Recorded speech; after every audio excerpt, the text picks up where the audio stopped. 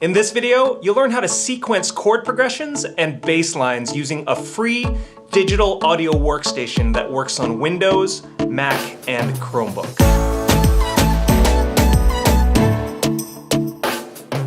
Hey everybody, this is Eric Howe. Welcome to Mix Major Teacher TV. And if you're a music educator and you're excited about learning music technology so that you can empower children with musical creativity, make sure you subscribe and ring the notification bell because I put out new videos on this channel every 2 weeks. And of course, if you get value out of this video, make sure to give it a thumbs up and share it with your colleagues. To complete this tutorial, all you'll need is a computer with some headphones or speakers, an internet connection, and an email address to create your Bandlab account.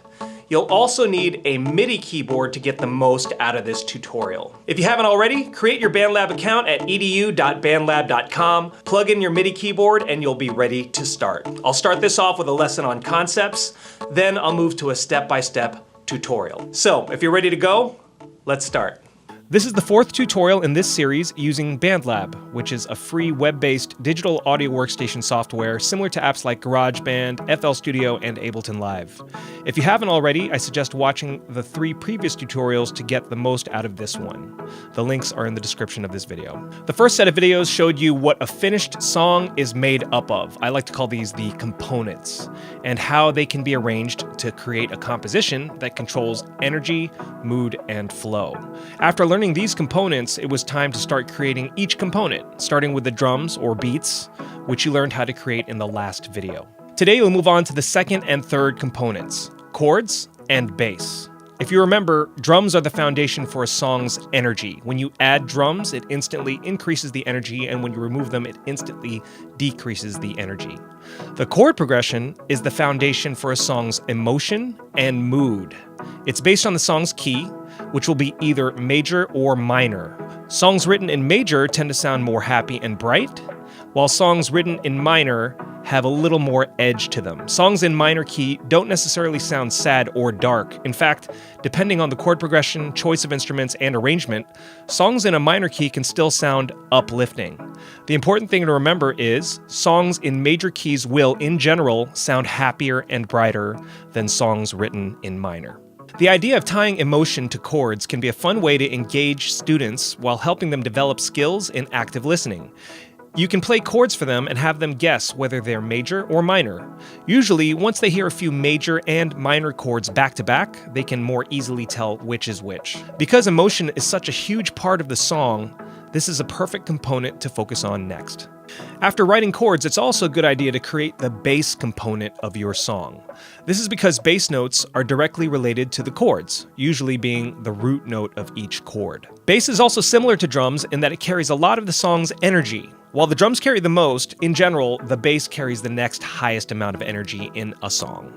To create chord progressions and bass lines, you can either record live performances using physical instruments, for example on a guitar, piano, or bass guitar, or you can sequence MIDI notes that trigger virtual instruments, like a synthesizer, which generates sound, or a sampler, which plays back small pieces of sound. In future tutorials, we'll cover recording, but for this tutorial, we'll focus on virtual instruments and sequencing MIDI. There are 2 ways to create chord progressions in a digital audio workstation using MIDI. You can record MIDI notes in real time using a physical controller like this MIDI keyboard or even your computer keyboard, and you can draw the MIDI notes into the sequencer using step sequencing. For this tutorial, we'll focus on recording in real time. First, let's go to edu.bandlab.com, click on your account icon, and click on Personal Projects. And then click on the Mix Editor to get into Bandlab. Click on Instruments, and you'll notice the grand piano instrument is the default instrument, and it's in the piano category. And you'll also see the MIDI device is listed here. Make sure if you have more than one device connected that this is the one that's selected. Now you can test out your sound.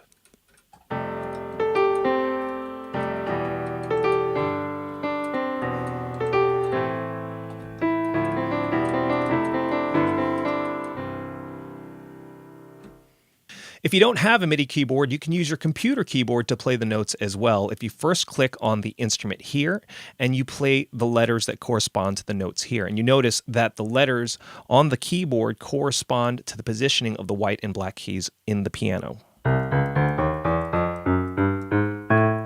You can change the category of instruments in the top menu here, and you can change the preset for the corresponding category down here. You can even preview each one of these by clicking on the play button. I'm going to click on this one. And you notice how that's really loud? I haven't figured out yet how to turn this preview volume down, but I'll contact Bandlab and see if they have any answers for me. But for now, just be aware that it's going to come in a little bit hot. There's a range of instruments here, and I'm actually very impressed by the way Bandlab's instruments sound. These all appear to be samplers, including the synth section here. Meaning what you're hearing is not sound generated by this instrument, but rather a sound recorded note for note on an actual synthesizer and laid out in this sampler to emulate the sound of that synthesizer. Even the acoustic instruments sound good. So let's go over here to guitars and I'll select acoustic guitar and you can see how it sounds.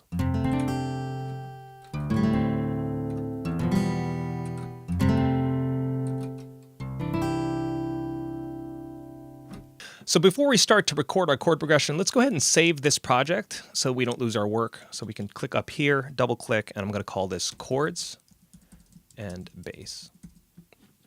Now let's create a chord progression using the grand piano.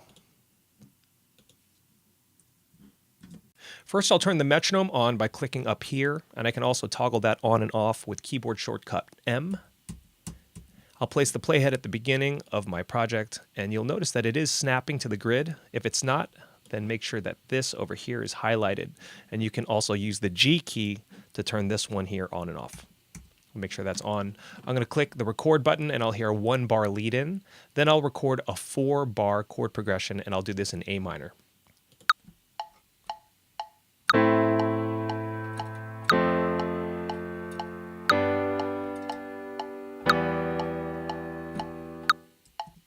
After recording, I'm going to go ahead and go to the MIDI editor so I can correct the timing of the notes. I'm going to select all of these and I'm going to quantize them. One way to select all of them is to draw a rectangle and select all of them, or you can click somewhere off the grid, type Command A, now they're all highlighted. I'm going to click on quantize.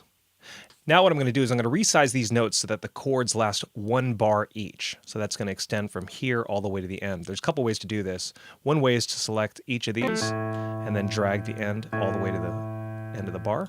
That's one way to do it. Some of these are uneven. I don't know if you can see that right there. So another way you can do it is you can select one. And I'm going to turn this monitor button off, by the way, because this gets a little annoying when that keeps playing every time I click it. I'm going to do this. I'm going to hit the legato button after I've selected a note, and it's going to go to the end of the bar. Why am I doing these one note at a time as opposed to more than one? Because this is what happens when I do more than one. Not sure if that is a glitch, but I'll ask the Bandlab folks. But for now, I'm going to do this one note at a time. Now I'm going to make sure that this loop is exactly 4 bars long by clicking on the clip, clicking on the handlebar, dragging to the right a little bit, and then letting it snap back to bar number 5. Now it's exactly a 4-bar chord progression. And this is going to be the main chord progression used in this song that I'm creating for this tutorial. You might be wondering, how do I teach a student with little or no knowledge of music theory how to create their own chord progression? In my experience, the easiest way to do this is first to ask your students, how do they want their song to feel? Happy and bright or not happy and bright? If they say happy and bright, then tell them they'll write in C major. If they say not happy and bright, tell them they'll write in A minor. You may already know that C major and A minor have a relative relationship. C major is the relative major of A minor, and A minor is the relative minor of C major. Both of their scales contain the exact same notes, and in this case, it's all the white ones on the keyboard. By focusing only on the white notes, writing chords or melodies will be much easier for students, especially those with little or no knowledge of music theory. Have the students start by positioning their hands to play a triad, and in this case, in A minor, they'll find the root note at A, and then I simply tell them to skip every other white key, hold that hand position, and experiment by playing different chords going up and down the scale.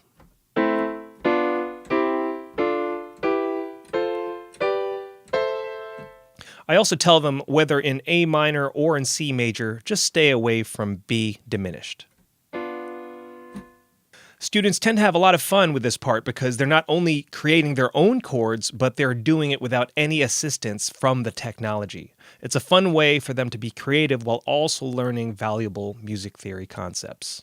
If you have any techniques that you'd like to share, feel free to comment below. I'd love to hear if you have any useful tips. Now let's get back to this chord progression and let's try this out with different instruments. First, let's turn the cycle button on and replace the instrument while the pattern plays.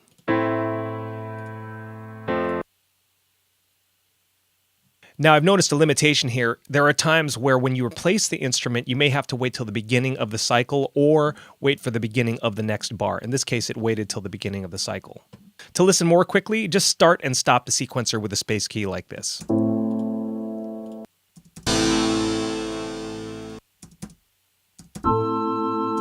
A useful technique in music production is to layer different instruments using the same chord progression pattern. I'll show you how to do this now. First, let's change the original instrument back to grand piano.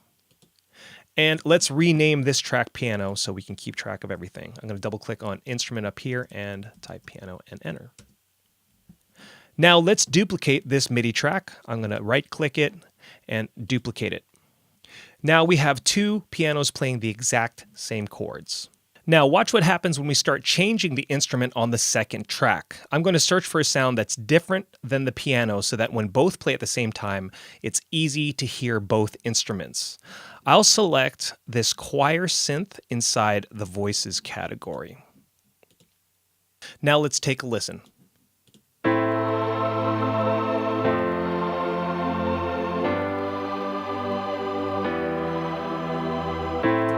Hear how that completely transforms the feel of the chords. Let's keep this going. I'm going to go ahead and duplicate this track. And I'm going to search for another sound. I want to complement the sound of the choir with some strings. So I'll select the strings orchestra inside the strings category. Now let's take a listen again.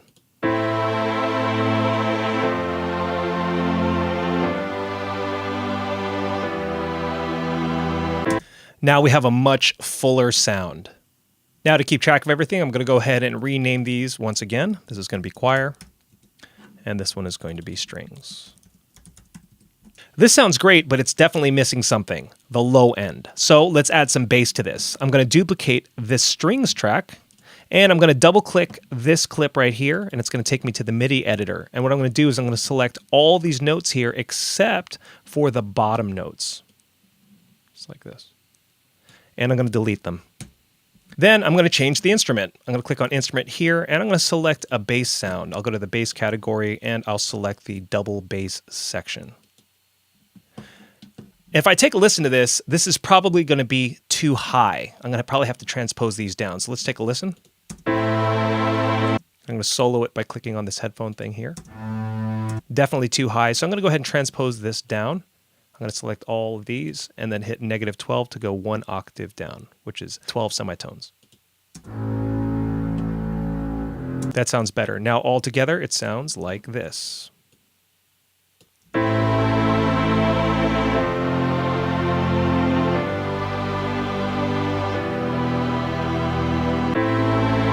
Now it's sounding really good. Let's go ahead and rename this bass.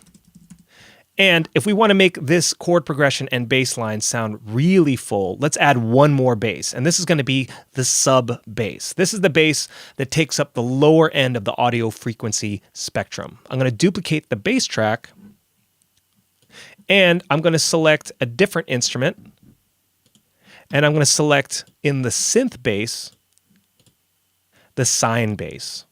I'll go ahead and rename this sub bass. In electronic music production, it's pretty common to use two bass instruments. And in this case, the first instrument would be the bass that the listener can hear, and the sub bass represents the low-end frequencies that the listener can really feel. Now, if we take a listen, we'll have a very full-sounding chord progression and bass line. And what I'll do first is I'll play the chord progression without the sub bass, and then I'll bring the sub bass in so you can hear the difference. And with it,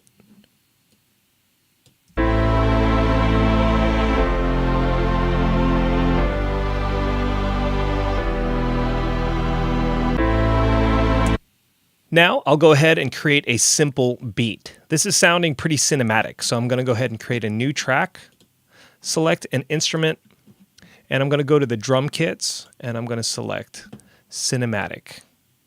I'll go ahead and make sure that the metronome is on, and then I'm going to create 2 drum loops. The first drum loop is going to be one with lower energy, and the second one is going to be the main drum loop with higher energy.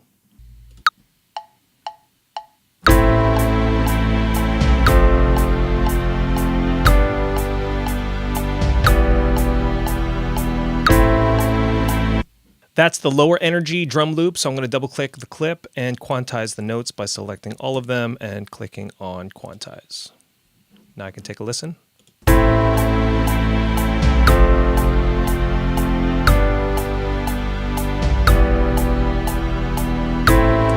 Now I'll go ahead and move this loop over here out of the way, and I'll go ahead and create another one with higher energy.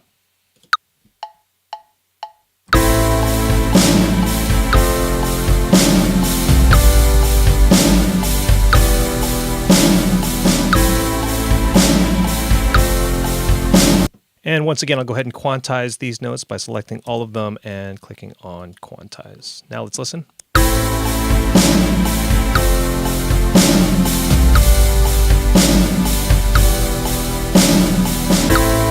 And I'll go ahead and rename this drums. So now we have the 3 components we need: chords, bass, and drums. We can now arrange the elements to control energy, mood, and flow. Watch me work now in fast forward as I create a composition where the energy starts low, increases, decreases in the middle, then comes back strongest at the end with all the tracks playing at the same time. For this tutorial, I'm limiting my composition to 32 bars. I suggest you do this with your students as well until they become more comfortable using the DAW.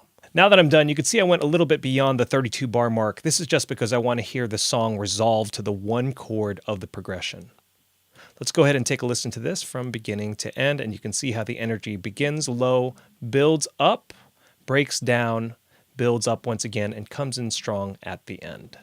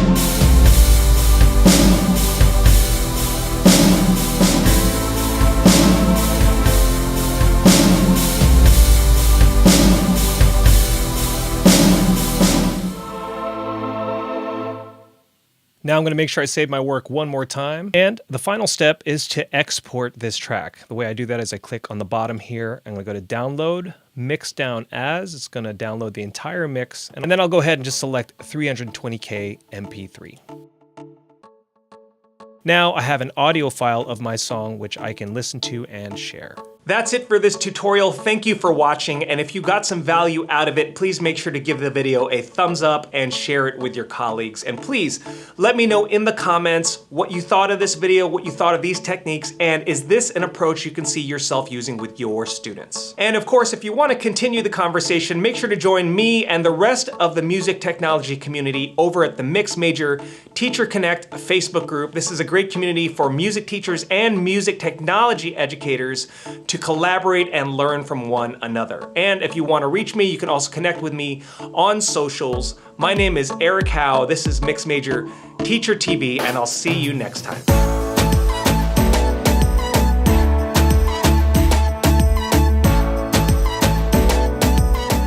Look deep inside and you'll find it's right.